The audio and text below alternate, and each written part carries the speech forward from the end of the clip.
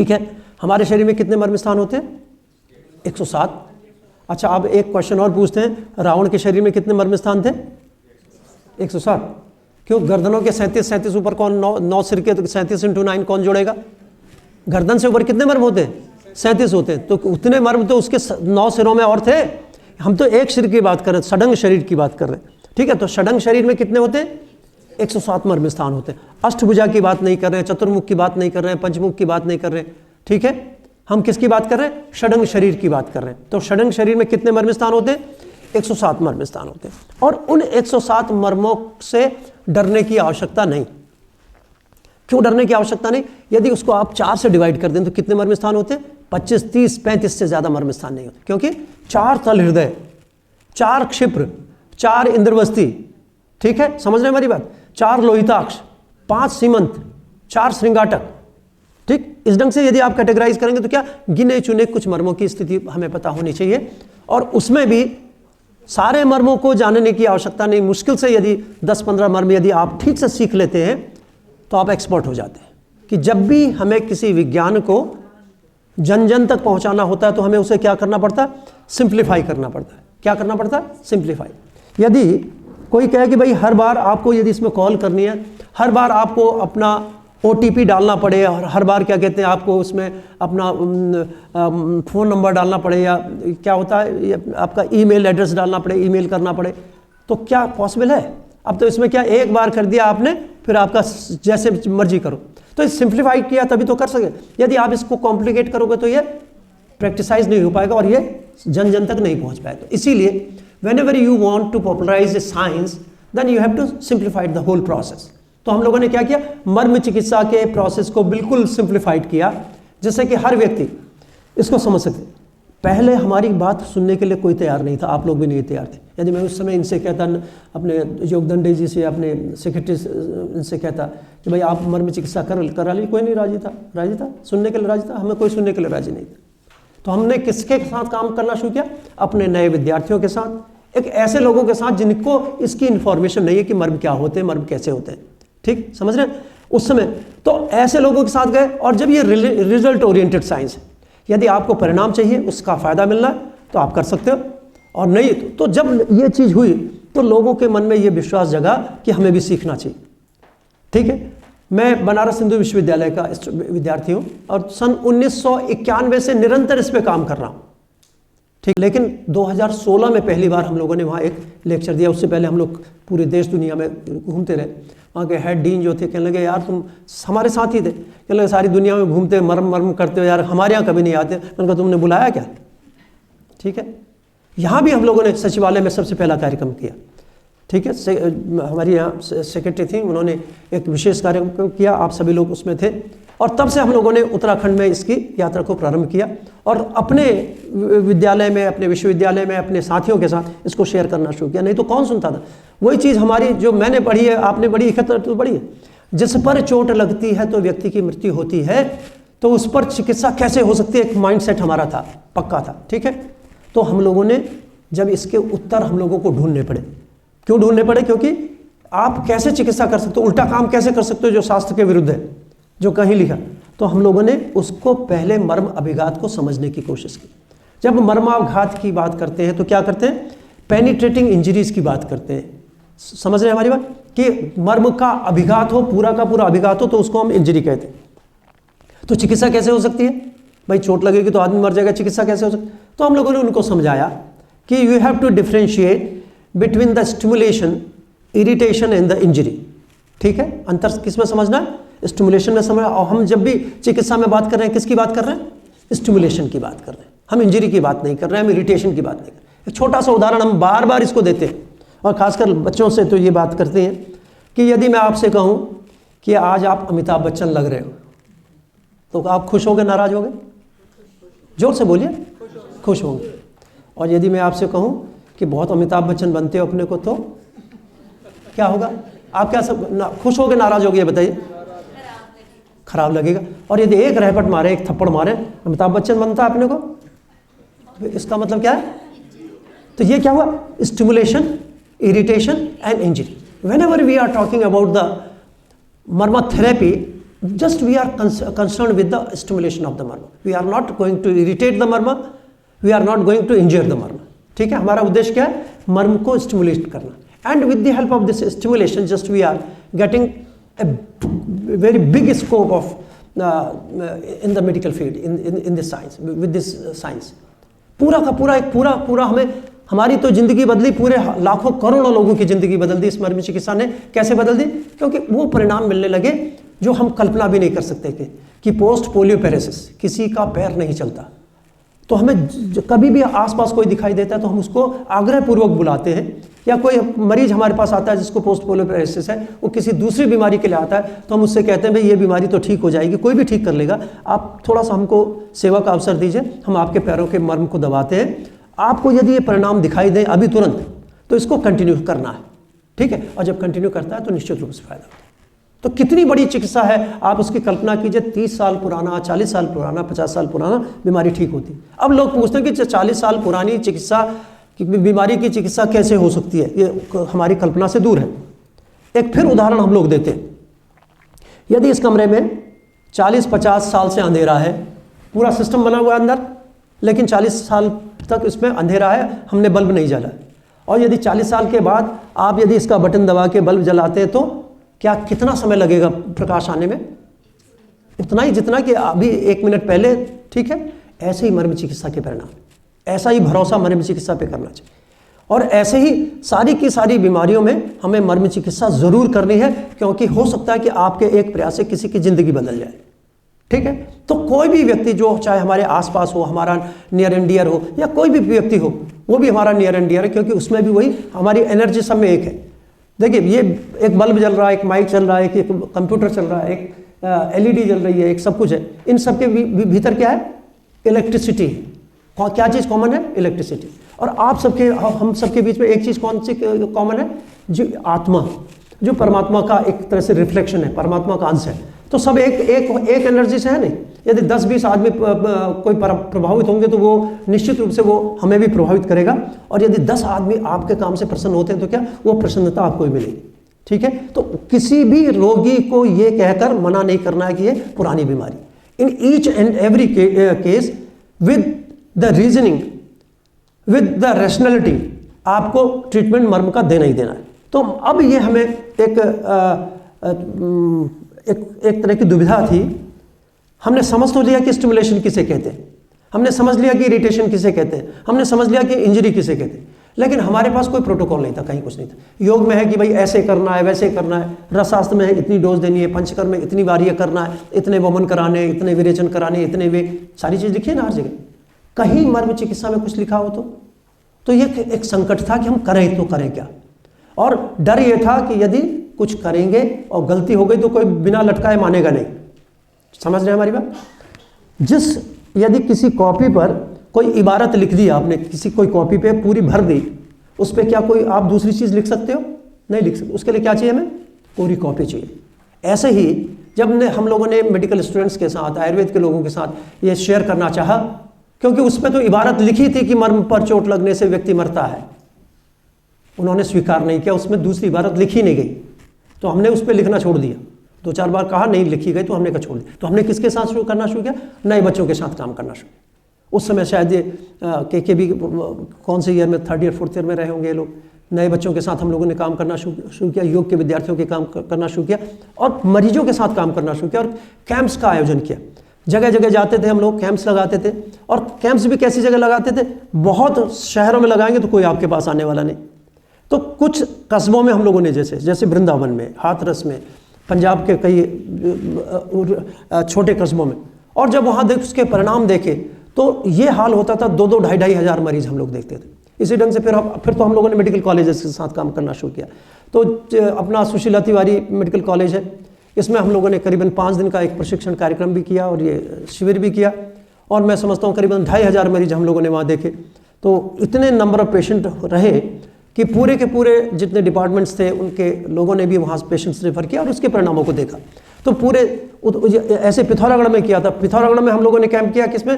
जो एक फील्ड है वो सीतापुर हॉस्पिटल है. कौन है पिथौरागढ़ से? कोई है?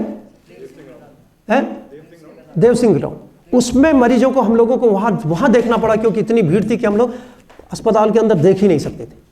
हजारों की संख्या में हम लोगों ने मरीज वहाँ 2-3 दिन कैंप किया और हजारों की संख्या में मरीज वहाँ देखे।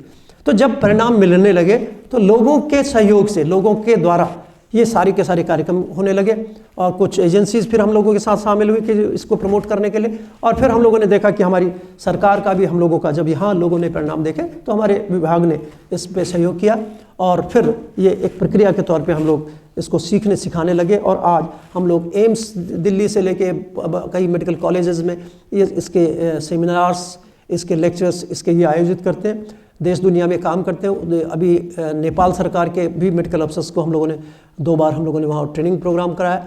तो मैं समझता हूँ कि पूरे देश भर में सब जगह आज ये मर्म चिकित्सा के रूप में एक चिकित्सा प्रतिस्थापित हो पाई। और क्योंकि इसके देखिए, हम याचक की तरह नहीं कि आज ले लो भाई, ले लो, कुछ नहीं, परिणामदायी चिकित्सा पद्धति है। इसीलिए इसी भाव से आप लोगों को भी करना कि जब आप इसके परिणाम देखेंगे तो लगेगा कि भाई इससे अच्छी चिकित्सा पद्धति कुछ नहीं है।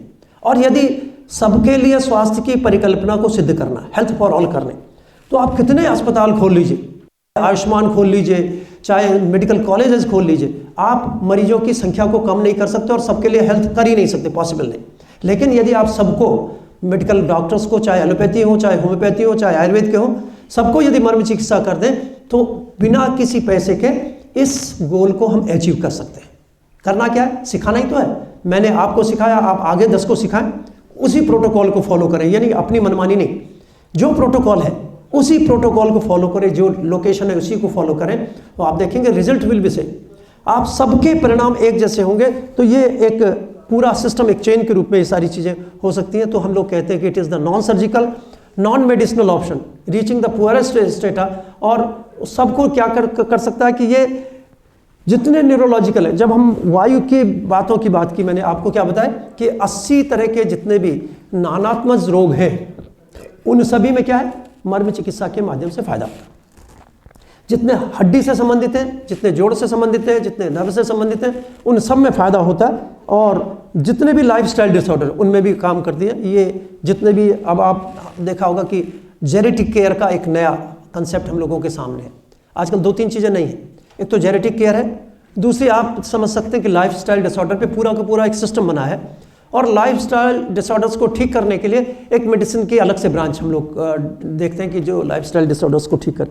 तो इन दोनों स्थितियों में भी आप लाइफस्टाइल डिसऑर्डर्स के जितने केसेस हैं मर्म चिकित्सा के माध्यम से ठीक कर सकते हैं। और ख़ास करके डिसेबल्ड जो लोग होते हैं, जो स्पेशली एबल्ड, जो स्पेशल बच्चे होते हैं, उनकी भी लाइफस्टाइल को आप ठीक कर सकते हैं, उनके भी रिहेबिलिटेशन को ठीक कर सकते हैं, क्वालिटी ऑफ लाइफ को इम्प्रूव कर सकते हैं। और आज के संदर्भ में मर्म चिकित्सा की प्रासंगिकता बहुत ज़्यादा है।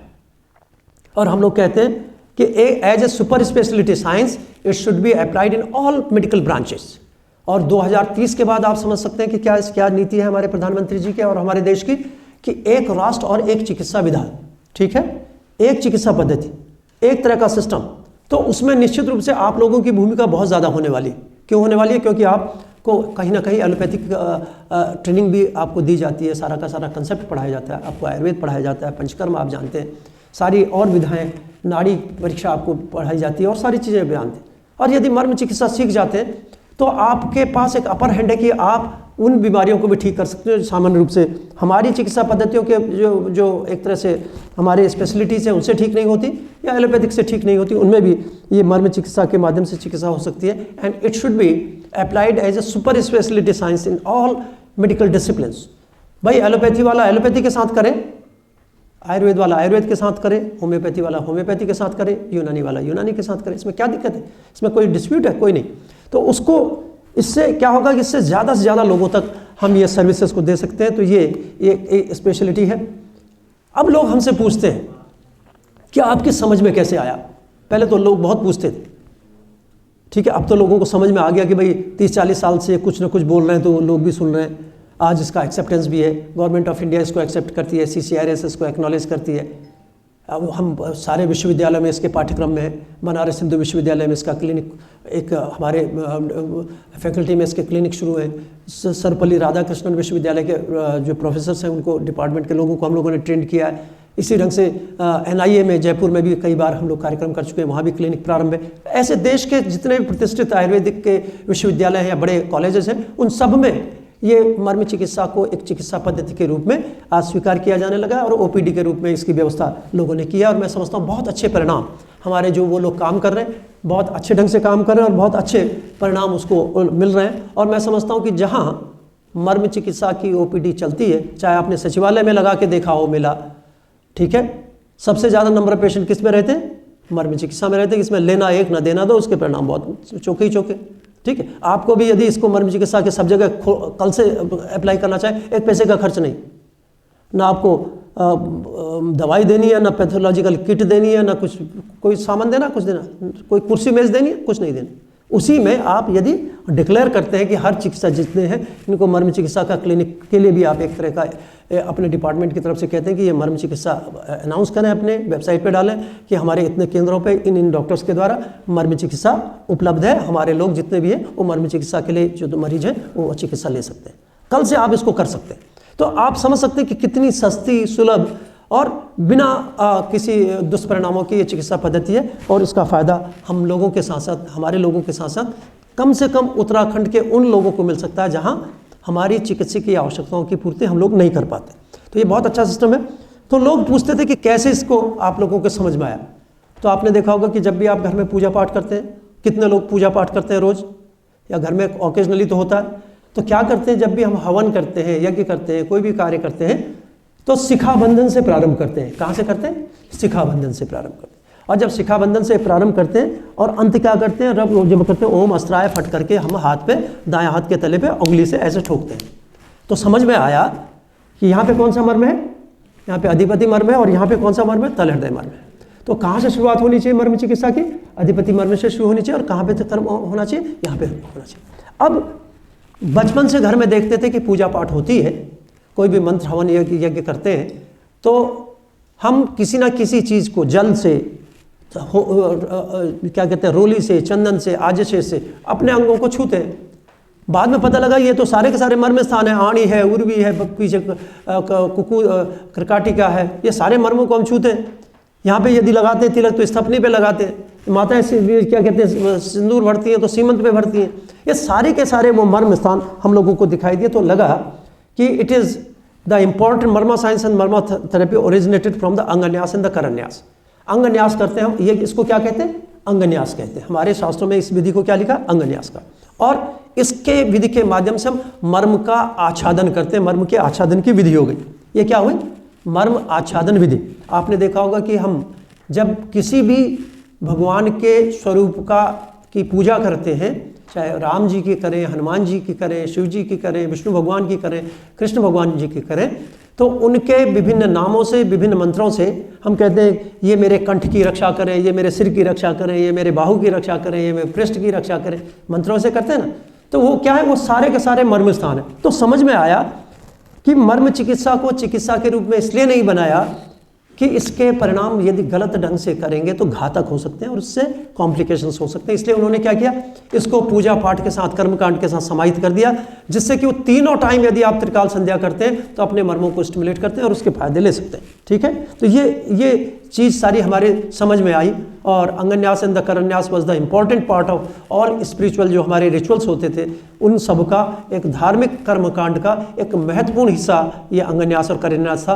और आपने देखा होगा कि जब भी हम पूजा करते हैं तो क्या करते हैं? शंख ध्वनि करते हैं, शंख बजाते हैं।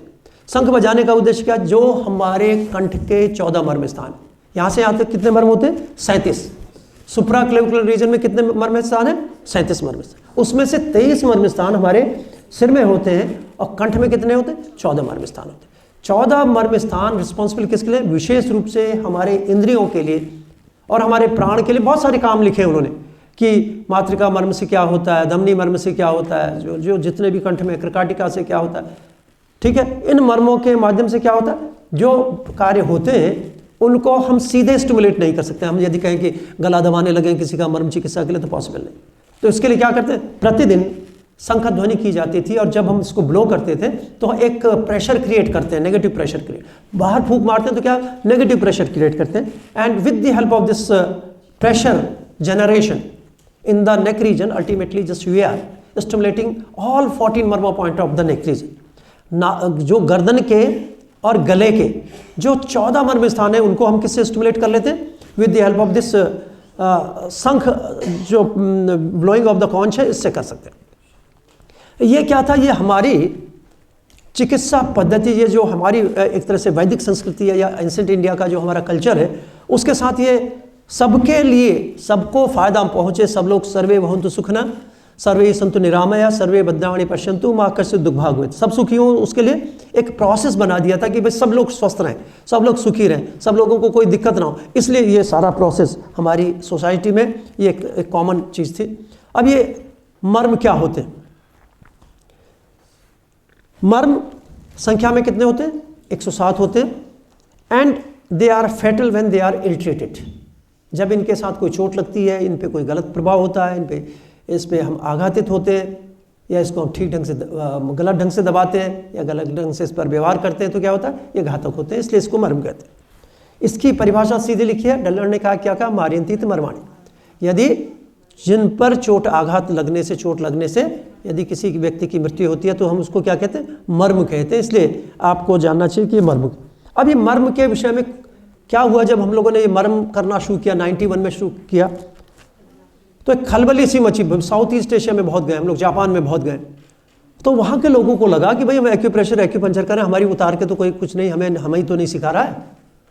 बहुत सारे लोग हमारे पास बहुत कांटेक्ट में, सैकड़ों लोगों ने हम लोगों से जो एक्यूप्रेशर एक्यूपंचर अनमा मॉक्सीबस्टन इसके लोग आए, जापान में, थाईलैंड में, लोगों ने बहुत सारे लोगों से कांटेक्ट किया और बहुत सारे लोगों को पूछा कि भाई ये, तो उन लोगों के मन में एक जिज्ञासा थी कि what is the difference between this oriental, all these oriental medical sciences and the मर्म साइंस।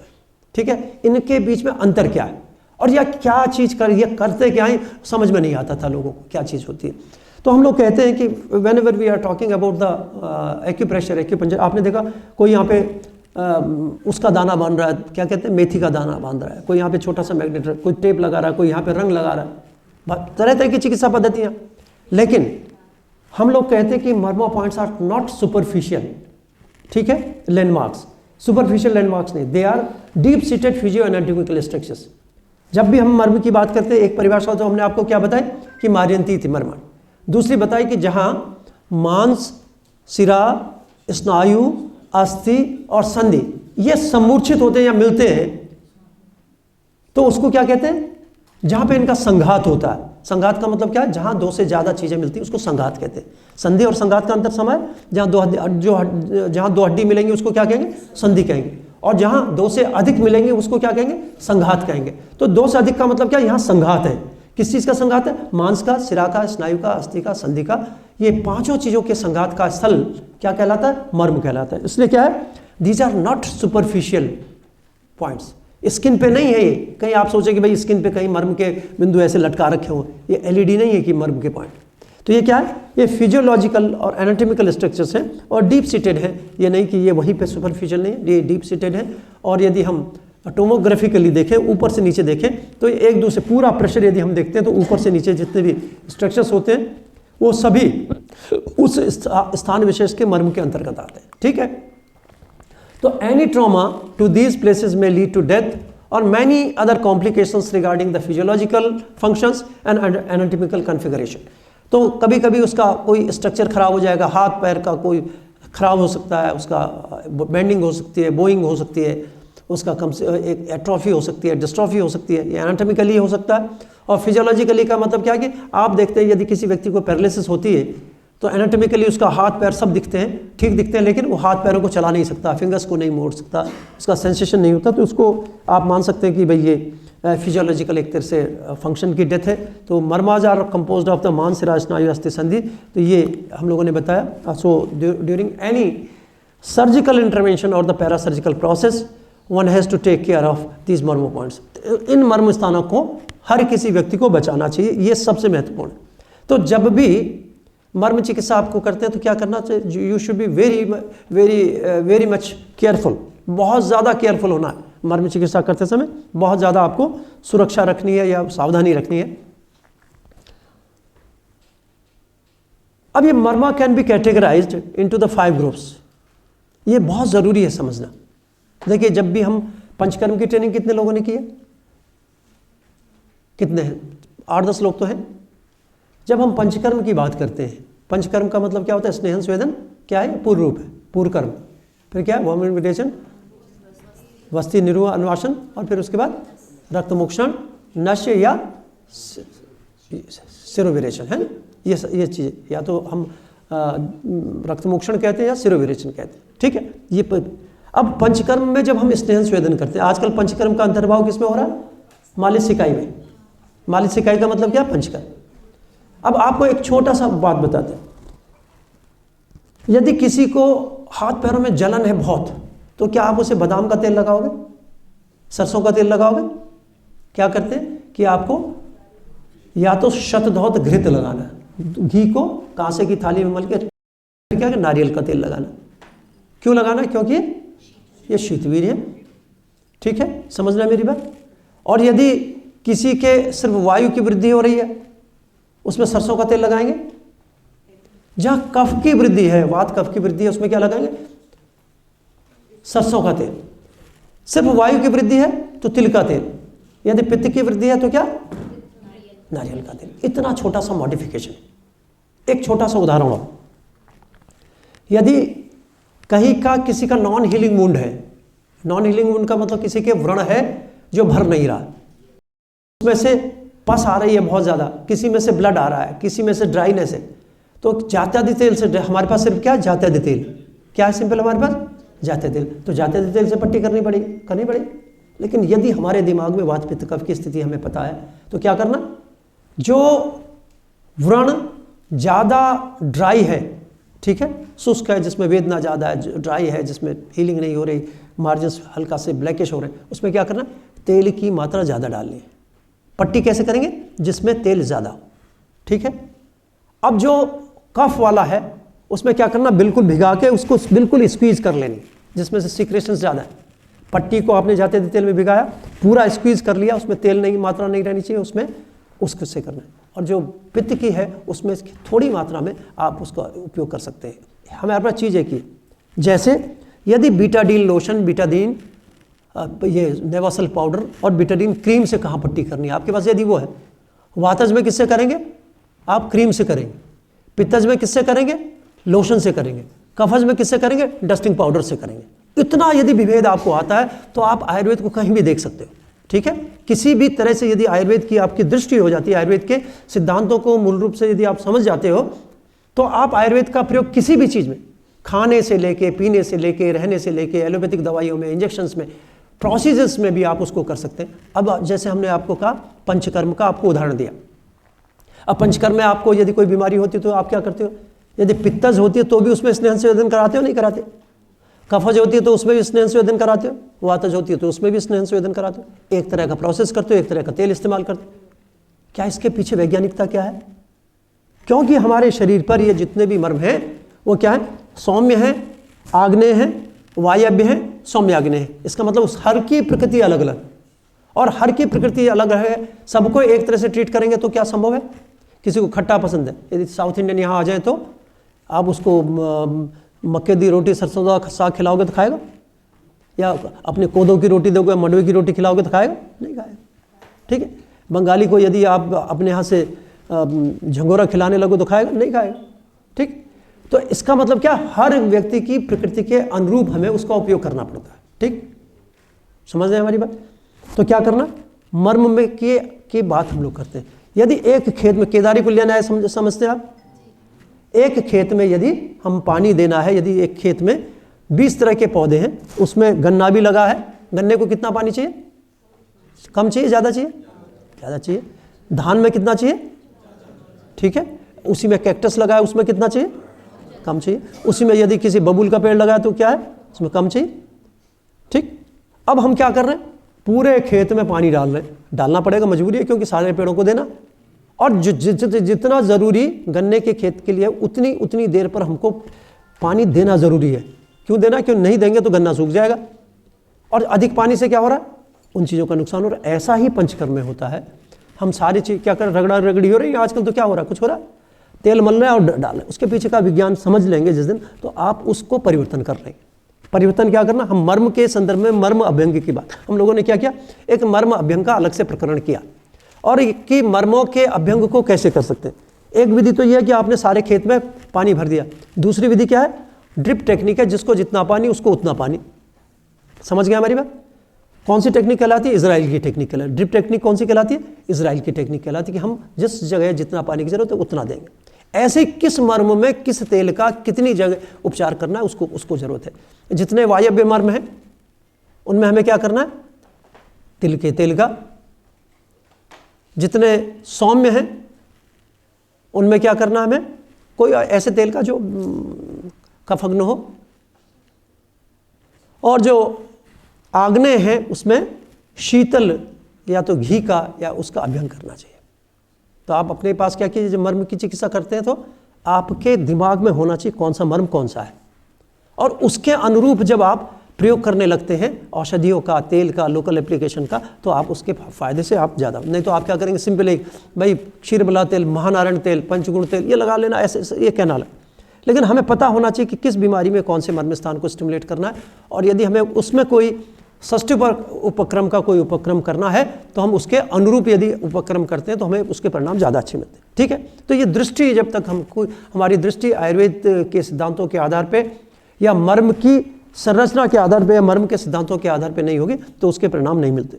तो सद्य प्राणहर मर्म होते हैं, कालांतर प्राणहर मर्म होते हैं, वैकल्पिक मर्म होते हैं, फिर विशल्यग्न मर्म होते हैं और रुजागर मर्म होते हैं। तो इसको समझ सकते हैं, ये मर्म का डिस्ट्रीब्यूशन है। मर्म 107 होते हैं।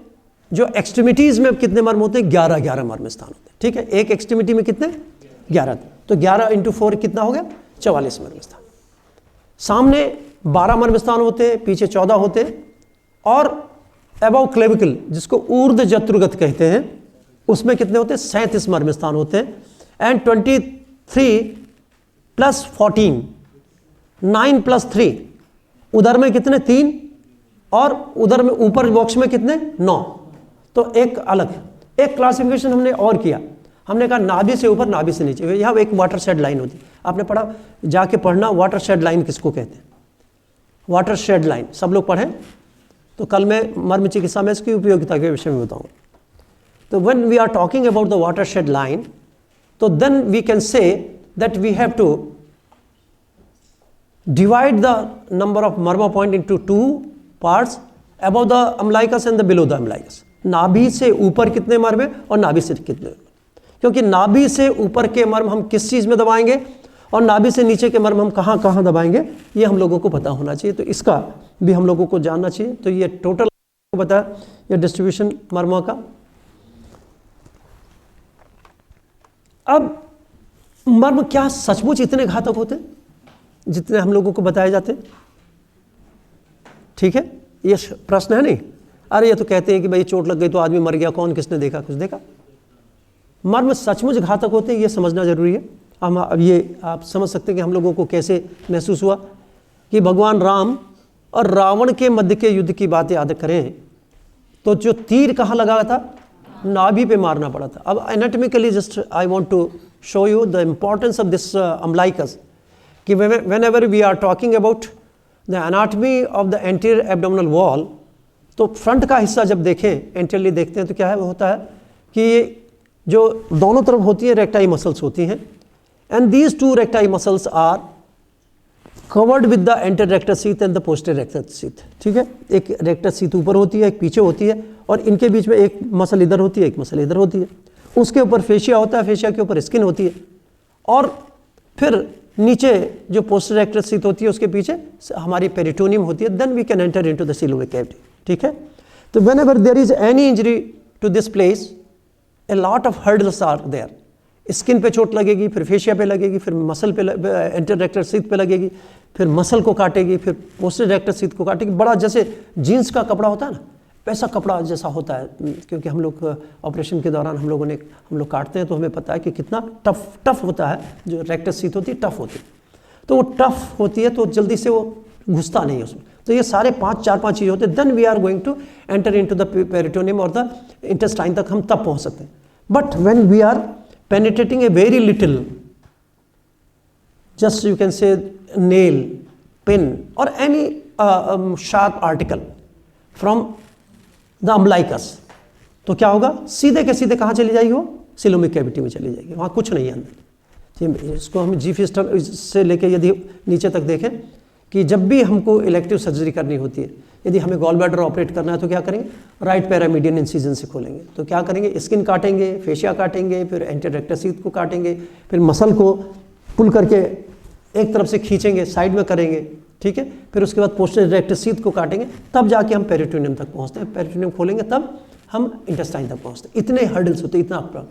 लेकिन यदि इमरजेंसी में ऑपरेट करना है तो क्या करते हैं, जस्ट वी आर पुटिंग, क्या कर रहे हैं, एक बीपी नाइफ ले रहे हैं, जी स्टर्नम के नीचे से रखा, वहाँ से अम्बलाइकस को बचाते हुए ऐसे खींचते हैं, तो तुरंत क्या है, ब्लडलेस फील्ड है, सीधे हम लोग पेरिटोनियम तक पहुँच सकते हैं। ठीक समझ रहे हैं हमारी बात। तो इसका मतलब क्या, इंपॉर्टेंस है, it is the importance of the umbilicus. Umbilicus महत्वपूर्ण होता है, और the very minimal injury to this place may rupture the intestine or may rupture the mesenteric vessels, mesentery and the peritoneum। ठीक है, तो ये घातक हो सकता है, इसलिए हमें समझ में आया कि भाई ये मर्म स्थान है, इसलिए इसको मर्म स्थान कहते हैं। दूसरा एक एग्जाम्पल, बहुत इंटरेस्टिंग एग्जाम्पल, ये किसका फोटो है, भगवान श्री कृष्ण का। ठीक है, भगवान श्री कृष्ण के पैर में तीर लगा था, और ये द्वारिका के पास एक भालू का तीर्थ है, वह उस जगह का है जहाँ पर बहेलिये का तीर भगवान श्री कृष्ण के पैर में लगा। अब यदि आप इसको लोकेशन को ठीक से दिख पा रहा हो आपको, तो just you can see it is the actual location of the तलहृदय मर्म। ठीक है, तो इसका मतलब क्या, भगवान श्री कृष्ण जो कि सारे सृष्टि के रचयिता हैं, मनुष्य के रूप में उन्होंने क्या किया, जब मनुष्य के रूप में शरीर धरा तो मर्म की मर्यादा का पालन उन्होंने किया और शरीर छोड़ दिया। तो इसका मतलब क्या है, ये मर्म बहुत महत्वपूर्ण है। ये हमको क्या सिखाता है, हमारे शास्त्र हमको सिखाते हैं कि क्या। अब आपने कुब्जा का भी एक उदाहरण सुना होगा। कुब्जा को जानते हैं, कुब्जा कौन थी, कितने लोगों को पता है कि कुब्जा एक क्या कहते हैं, एक चरित्र है महाभारत में, या कृष्ण भगवान के साथ एक कुब्जा, कितने लोगों को पता है कुब्जा, थोड़े लोगों को पता है। कुब्जा कंस की दासी थी। ठीक है, वो चंदन और लेप का ये वहाँ राजमहल में ले जाती थी, और उसको लोग छेड़ते थे सुंदरी सुंदरी करके, क्या कहते थे, कुब्जा थी, तो उसे चढ़ाते थे लोग। तो भगवान श्री कृष्ण को दया आई, उन्होंने क्या किया, उसके पैर पे अंगूठे से, उसके जहाँ पे अंगूठे के को दबाया, और कृकाटिका पे और गर्दन पे हाथ लगा के उसको सीधा किया, तो क्या हुआ, सीधी हो गई, और सुंदरी के रूप में, सुंदर तो थी, बस क्या था, काइफोसिस था, काइफोस्कोलियोसिस रही होगी, kyphosis, and she was all right after this manipulation. तो आप समझ सकते हैं कि ये दो चीज़ें हम लोगों को लगी कि हाँ ये चीज़ें हो सकती हैं। तो निश्चित रूप से कहीं ना कहीं ये मर्मों से संबंधित कोई ना कोई एक उपचार हो की विधि हो सकती है, इसलिए आप उसको समझ सकते हैं। अब ये एक और, अभी हम लोग कुरुक्षेत्र गए थे, कुरुक्षेत्र विश्वविद्यालय जाना था, तो हम लोगों ने ज्योतिसर एक जगह है उसको कोशिश किया, और जहाँ पर भगवान श्री कृष्ण ने गीता का उपदेश किया था और जहाँ पर विराट स्वरूप दिखाया था, वहाँ पे वट के वृक्ष हैं, वट वृक्ष कहते हैं कि वो उसी समय के वट वृक्ष हैं, और उसके पास ही उन्होंने विराट स्वरूप तो बहुत बड़ी मूर्ति बनाई, और वहीं आसपास ही कहीं क्या है, ये भीष्म पितामह का की शैया का स्थल भी। ये तीर किसने मारे थे, अर्जुन ने मारे थे। तो अर्जुन और भीष्म पितामह की रिलेशनशिप आपको पता है क्या, पितामह का मतलब क्या होता है, दादा, और गुरु भी थे। ठीक है, तो गुरु और दादा होने के मतलब उन्होंने मर्म के स्थानों को छोड़कर तीर मारे, जिससे कि वो कौरवों की तरफ से लड़ाई ना करें, मारना उद्देश्य नहीं था। तो कितने दिन जीवित रहे, 6 महीने, उत्तरायण तक 6 महीने जीवित रहे। तो इसका मतलब क्या, अब समझ लीजिए, whenever there is injury to the body in different organs or the different part of the body, but the murmur points are safe, तो मरीज मरेगा नहीं। ये लिखा है, महर्षि सुश्रुत ने लिखा है, यदि शरीर के समस्त अंग विदीर्ण हो जाएं और मर्म सुरक्षित है तो व्यक्ति जिंदा रहता है, और यदि शरीर के सभी अंग सुरक्षित हो लेकिन मर्म आघातित होंगे तो व्यक्ति की मृत्यु हो जाएगी। ये महर्षि सुश्रुत ने लिखा। ठीक है, तो इसका मतलब क्या, इससे हमें क्या महसूस हुआ कि मर्मों के अतिरिक्त यदि शरीर में कहीं चोट होगी, हम लोग बहुत सारे प्रैक्टिस में भी हम लोगों ने अपने देखा है, कई बार क्या होता था कि मरीज की ये हड्डी टूटी है, ये टूटी है, यहाँ टूटी है। ऋषिकुल में तो हम लोगों ने पहले बहुत किए केसेस, यहाँ पिन डाल दी, पैर में लटका दिया, फिर इसको इमोबिलाइज किया, किसी में कुछ किया, किसी में कुछ। देखते थे कि सिर भी फटा हुआ है, यहाँ टाँके लगे हैं, 20 जगह मांस फटा हुआ, आदमी जिंदा रहता था, इलाज किया, 6 महीने बाद चला गया, 3 महीने बाद चला गया। लेकिन कई केसेस में ये देखा कि छोटी सी चोट लगी है और व्यक्ति आया और पता लगा 2-4 दिन में 6 दिन में निपट गया, मर गया, पता लगा कुछ भी नहीं था, बाहर से कोई चोट नहीं। तो ऐसे कई केसेस में हम लोग देखते हैं, तो लगता है कि ये it is the importance of these marma points and just we have to consider the amount of the injury to the marma point and the site of the injury, कि कहाँ पे चोट है, कितना अमाउंट की चोट है, ये डिपेंड करता है उसके आउटकम पे, उसके रिजल्टेंट पे। ये तो हमने एक एक मर्म की बात की। अब यहाँ 4 मर्म इकट्ठा, जीसस क्राइस्ट के उसमें क्या हुआ, नेलिंग, या जिसको हम कहते हैं क्रूसिफिकेशन, और चारों के 4 तल हृदय मर्म या चारों के 4 मर्मों पे क्या किया, नेलिंग कर दी, and there was demise of the Jesus Christ. ठीक है, तो ये समझ सकते हैं। एंड इंजरी टू द पाद तल हृदय मर्म, ये हम लोगों ने जानने की कोशिश की, और ये इंजरी टू द मणिबंध मर्म। महर्षि सुश्रुत ने लिखा है कि यदि किसी व्यक्ति का तल हृदय मर्म आघातित हो जाए और उसके प्राणों की रक्षा करनी पड़े तो क्या करना पड़े, मणिबंध से उसके हाथ को काट देना है। ठीक है, आज के संदर्भ में करेंगे तो कोर्ट में केस हो जाएगा, भले ही मरीज मर जाएगा, हाथ नहीं कटवाएगा। ठीक है, आप वैधानिक रूप से भी नहीं कर सकते, लेकिन उसका उन्होंने हमें विधान बताया। यदि किसी के व्यक्ति का तल हृदय मर्म विदीर्ण है, पियर्स है, वो मरेगा ही मरेगा, बच नहीं सकता, कभी नहीं मर सकता। छोटी मोटी चोट होगी तो कुछ नहीं, यदि आर पार हो गया तो मरेगा। तो यदि हमें उसको बचाना है तो क्या करना, उसको मणिबंध से काट के उसका एम्पुटेशन करना। ये महर्षि सुश्रुत ने लिखा। तो हम लोगों ने जानने की कोशिश की कि what is the difference between the injury to the मणिबंध मर्म एंड इंजरी टू द तल हृदय मर्म। क्या क्या हो सकता है, क्यों इसको, ये एक कंसेप्ट महर्षि सुश्रुत के द्वारा दिया गया। और अभी तक हम लोगों ने आपको द्वापर की, त्रेता की बात बताई, हजारों साल लाखों साल पुरानी बात बताई। अब हम आपको कौन सी बात बता रहे हैं, ये 20-25 साल पुरानी बात है। फिलिप ह्यूज के चोट लगी, ही डाइड, स्पॉट डेथ हुई, तो एक कनपट्टी पे चोट लगी, बॉल लगी, ख़त्म हो गया। फिर उसके बाद दूसरा क्या है, एक रमन लांबा थे, जानते होंगे, कई लोगों ने सुना होगा। He was the Indian cricketer, he was the player from the Indian Delhi cricket team, Delhi के रहने वाले, दिल्ली की तरफ से खेलते थे और इंडियन क्रिकेट टीम में भी थे। उसकी भी डेथ कहाँ हुई, ढाका में जो क्रिकेट ग्राउंड है उसमें बॉल लगी, उनकी डेथ हो गई। तो ये आप समझ सकते हैं कि ये क्यों महत्वपूर्ण है। और ये as we know that in accidental cases some people die without outside injuries, में कहीं बाहर चोट लगती ही नहीं है और व्यक्ति की मृत्यु हो जाती है। But some people get extensive outside injuries, they become healthy after proper treatment. वो बहुत सारी चोटों के बाद भी व्यक्ति जिंदा रहता है। ये आप समझ सकते हैं कि ये किसकी इंपॉर्टेंस है, ये मर्म की इंपॉर्टेंस होती है। और इस मर्म की इंपॉर्टेंस के बाद हम लोग इसकी ट्रेनिंग और इसका फायदा क्या है, मर्म चिकित्सा को सीखने सिखाने का फायदा क्या है। कभी आप सोचिए कि हम लोग क्या समझ सकते हैं। तो capability of performing the self marma therapy, हमारी बहुत अच्छी हलवाई की दुकान है, मिठाई की बहुत बड़ी दुकान है जो दुनिया की, मतलब देहरादून की सबसे अच्छी है। हमको क्या है, डायबिटीज़ है, हम खा सकते हैं, नहीं खा सकते, उसका कोई फ़ायदा हमारे लिए, कोई फ़ायदा नहीं। ठीक है, हम कितनी अच्छी मर्म चिकित्सा करते हो, लेकिन यदि हम उसके परिणाम अपने लिए नहीं ले सकते तो हमारा कोई फ़ायदा नहीं। ठीक है, तो ऐसी क्या है, तो first of all you have to develop the capability of performing the self marma therapy. अपने मर्मों को उत्प्रेरित करके हम अपने को कैसे स्वस्थ रखें, कैसे अपनी सारी चीज़ों को ठीक कर सकते हैं, उसके लिए हम लोगों को जानना चाहिए कि performing the self marma therapy, हम अपने मर्मों के माध्यम से अपने को स्वस्थ रखने का जो प्रयास करते हैं उसको हमको सीखना चाहिए। फिर हमें क्या होता है कि जब हम एक चिकित्सा पद्धति पे हमें भरोसा हो जाता है, हमने तो एक शब्द को समझने की कोशिश की, पूरे शास्त्र के, महर्षि सुश्रुत के एक शब्द को समझने की कोशिश की। ठीक है, इससे पहला काम क्या हुआ था, इससे पहला एक काम क्षार सूत्र का हुआ, ठीक, जिसने हम जैसे लाखों लोगों की जिंदगी को परिवर्तित कर दिया। हमारे पूज्य गुरुदेव प्रोफेसर पीजे देशपांडे साहब को, जिन्होंने शास्त्र के उस सोए हुए शेर को उठा के अखाड़े में खड़ा कर दिया। ठीक है, कहीं एक छोटा सा स्तन रोग नाड़ी व्रण में कहीं लिखा है कि भाई भगंदर की भी इस ढंग से चिकित्सा करनी क्षार सूत्र से, उन्होंने पूरी की पूरी चिकित्सा का परिदृश्य बदल दिया। ठीक है, तो आज हजारों लाखों विद्यार्थी उनके काम कर रहे हैं, हम जैसे लोग अपने रोटी कमा रहे हैं। और करोड़ों लोगों की जो चिकित्सा की आवश्यकता जो 4 सूत्र के द्वारा पूरे देश दुनिया में हो रही है, और आज एक चिकित्सा के रूप में आज हम लोग उसका लाभ ले रहे हैं। तो ये समझिए, शास्त्र का एक शब्द समझ पाए तो ये फायदा। तो इससे क्या होता है, हमारी अंडरस्टैंडिंग होती है वैदिक मेडिकल साइंसेस के लिए। तो वैदिक मेडिकल साइंसेस की बात जब हम करते हैं तो उसमें सिर्फ आयुर्वेद नहीं होता, आयुर्वेद के अलावा बहुत सारी चीज़ें होती हैं।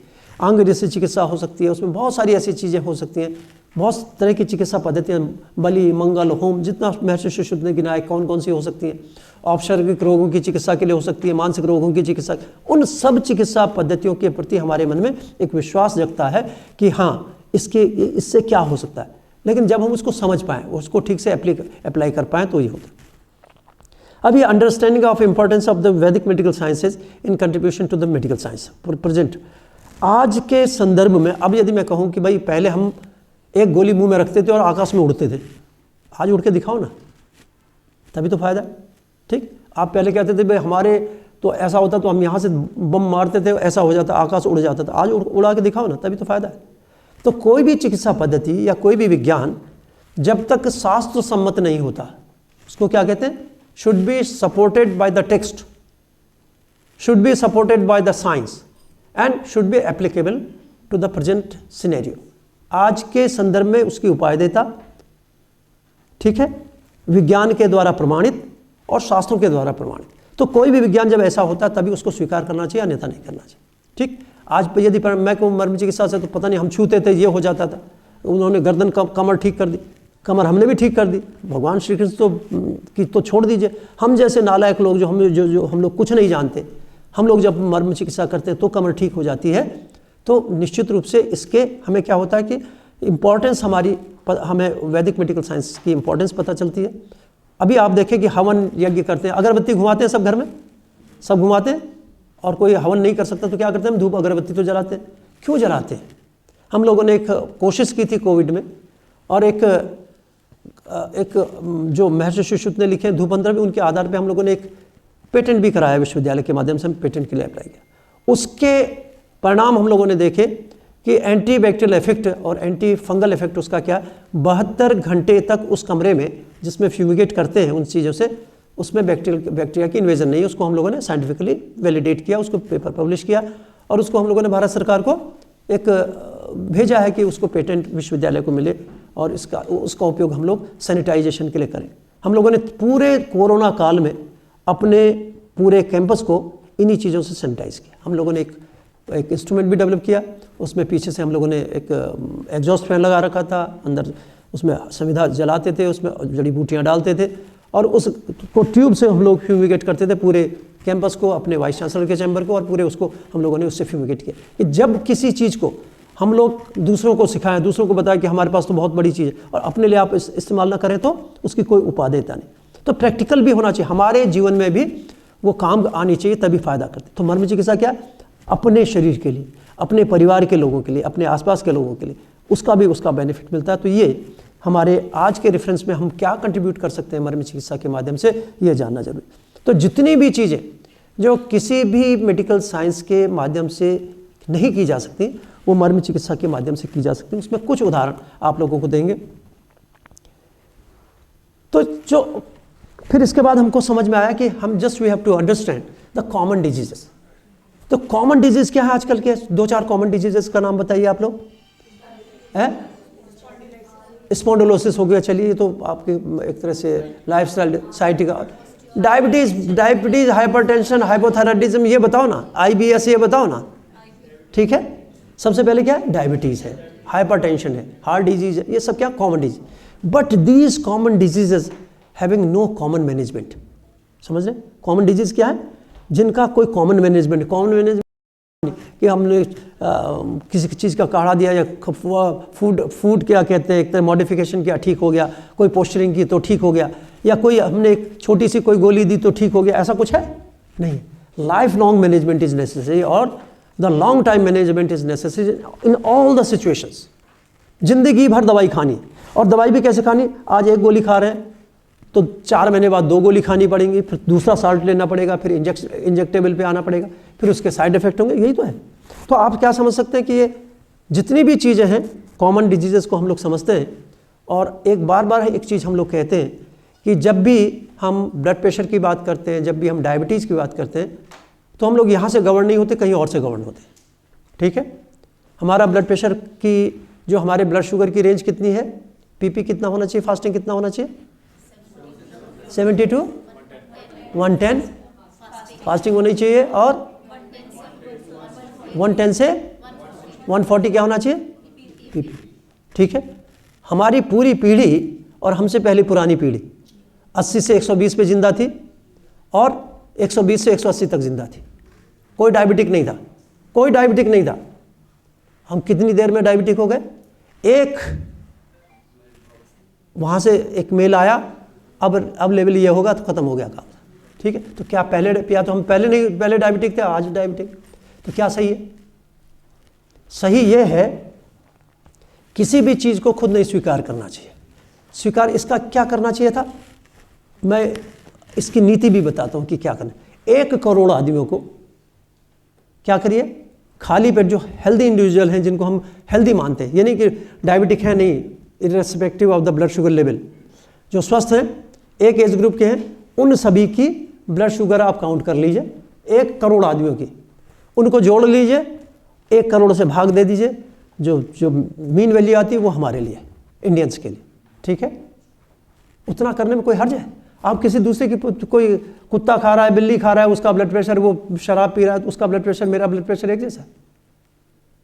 मेरी क्या कहते हैं, साइकोलॉजिकल कंडीशंस कुछ और है, उसकी अलग है, मेरी स्पिरिचुअल स्टेटस कुछ और है, उसका स्पिरिचुअल स्टेटस कुछ और, तो सबका बराबर होगा? नहीं बराबर।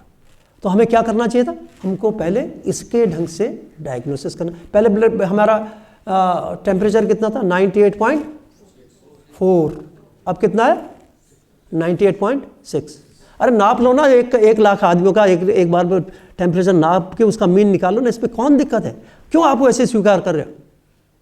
ऐसे ब्लड प्रेशर नाप लीजिए ना, 1 करोड़ इंडिविजुअल का एक दिन, जैसे हमने प्रकृति परीक्षण कराया, पूरे देश में एक बार शुगर का परीक्षण करा लो, पूरे देश में एक बार ब्लड प्रेशर का परीक्षण करा लो, कि हफ्ते भर पूरे देश के 20 करोड़ 25 करोड़ आदमियों का ब्लड प्रेशर नापेंगे और उसकी मीन वैल्यू निकाल के लिए अपने लिए सेट कर लेंगे। फिर अब भले ही ज़्यादा आए कम जाए, उससे क्या फ़र्क पड़ता है, हमारा स्टैंडर्ड हमारे लिए। ठीक है, तो जब भी हम इन चीज़ों की बातें करते हैं, तो इसलिए क्या करना है, हमें जो कॉमन डिजीजेज हैं उनके विषय में भी जानना है।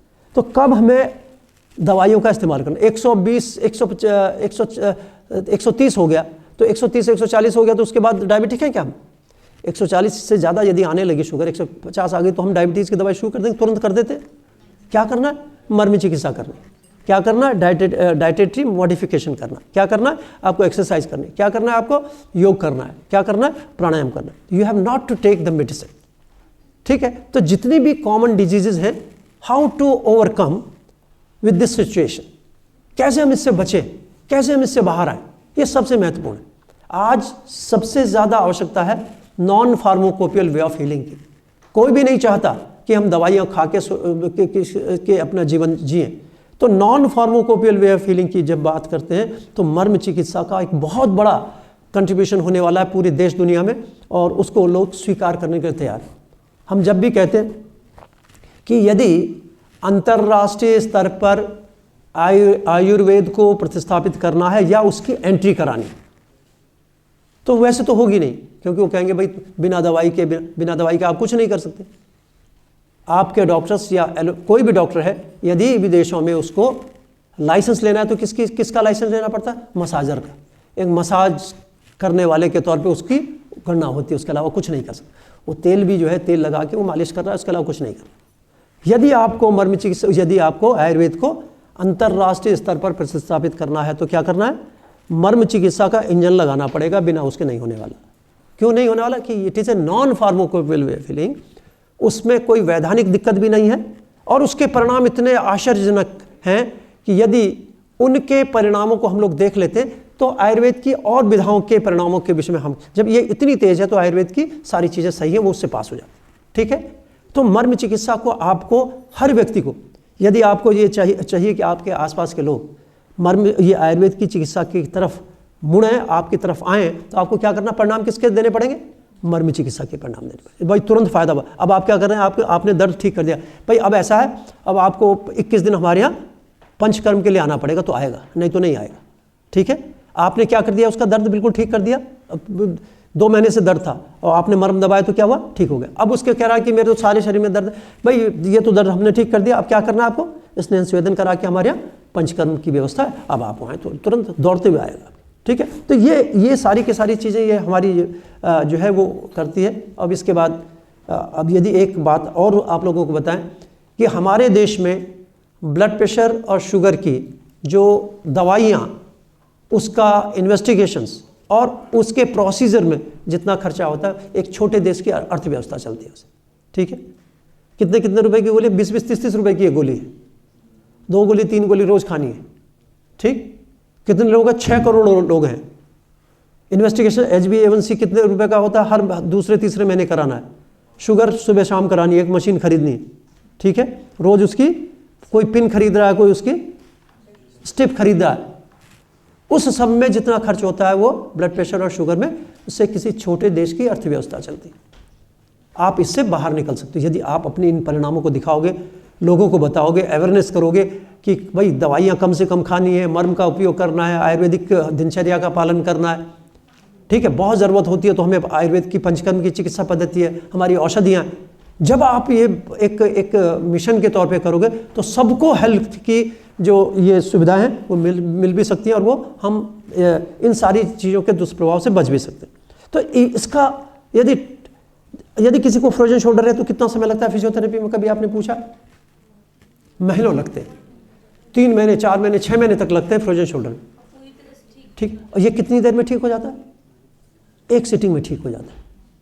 2-3 दिन आपको और करना है, उसको बता दिया, सिखा दिया, चल मेरे भाई। तो ये क्या है, evaluation of the time and the cost, जो एफिशिएंसी है मर्म थेरेपी की, ये समझ में आनी चाहिए। जिस दिन आपको ये समझ में आ जाए और आपको लगे कि भाई यदि मरीज ठीक हो गया तो हमारा क्या फ़ायदा। एक तो फ़ायदा, जब आप चिकित्सालय में हैं तो नंबर ऑफ पेशेंट आपके बढ़ेंगे, आपकी कीर्ति बढ़ेगी। जो प्राइवेट प्रैक्टिस में वो भी कहते हैं कि सर हम सीख भी जाएं, एलोपैथिक डॉक्टर्स बहुत, हमारे न्यूरोलॉजिस्ट भी, हमारे कई क्या कहते हैं ऑर्थोपेडिक डॉक्टर्स भी, सर्जन्स भी हम लोगों से मर्म चिकित्सा सीखते हैं। उनसे कहते हैं सर हमारा क्या फ़ायदा। तो हम लोग क्या कहते हैं कि जो आप फीस लेते हो, ठीक है, आपके बगल में दूसरा ऑर्थोपेडिक सर्जन है, आप भी एक ऑर्थोपेडिक सर्जन हो, यदि आपके पास 50 मरीज आपके पास आ रहे हैं, 50 आपके पास आ रहे हैं, आप जो फीस ले रहे हैं लेते रहिए।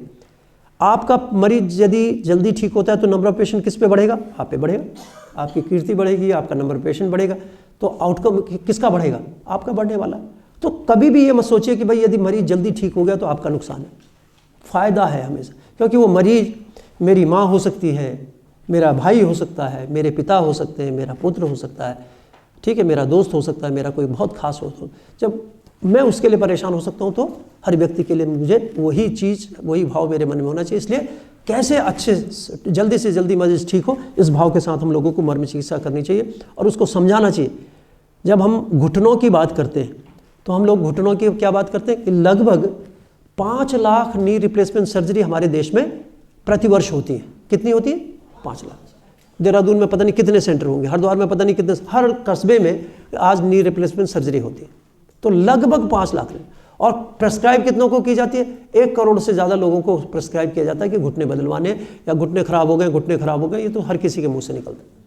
हमारे यहाँ कितने 140 करोड़ जनता में लगभग 40 से 45 करोड़ जनता किसके एल्डरली 60 साल से ऊपर है और सबके घुटने खराब।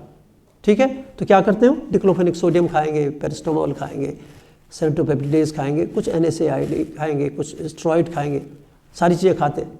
ठीक, उससे उनका किडनी और ख़राब हो रहे, सारी चीज़ें हो रही। अब नी रिप्लेसमेंट सर्जरी करानी है तो कितना फ़ायदा, कितने पैसे लगने वाले? कितने पैसे लगने वाले? 10 लाख रुपए। जब हम उसको ये मर्म चिकित्सा सिखाते हैं तो आदमी की समझ में नहीं आती। इस समय तो फ़ायदा हो गया। उसको कहते हैं कि ये जो एक्सरसाइज हमने आपको बताई, जो मर्मा स्टिमुलेशन बताया, इसकी कीमत कितनी है? 10 लाख रुपए के बराबर है। हमेशा आपको बताना कि 10 लाख। तो क्या है? Evaluation of the time and the cost efficiency of Marma therapy आपको खुद भी पता होनी चाहिए कि और मरीज को भी बताना चाहिए। आदमी बिना पैसे के समझता नहीं, हम पैसा नहीं ले रहे, लेकिन उसको पैसे, उसके अपने काम की कीमत तो बता रहे हैं उसको क्या है कि कितना। यदि फिजियोथेरेपी कराता है, यहाँ से रोज जाता है, 1 घंटा रोज खर्च करता है और उसके बाद दवाई भी खाता है, कभी कहीं व्हील हिला रहा है, कहीं साइकिल चला रहा है, और हमने मर्म दबाया ठीक हो गया तो इसका मतलब क्या? तेरे पता नहीं कितने वर्किंग आवर्स हमने बचाए, उसका ट्रांसपोर्टेशन बचाया, उसकी पीड़ा को बचाया, उसका टाइम बचाया, और जो काम करता था उस काम के उसके हमने उसके वर्किंग आवर्स को बढ़ाया।